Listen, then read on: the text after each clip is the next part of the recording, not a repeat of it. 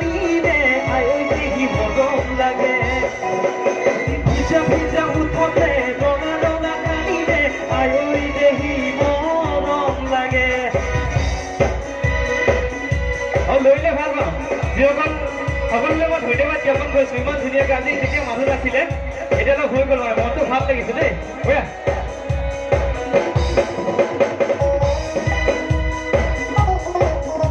অলপ ক্লেপটো দিলে ভাল পাওঁ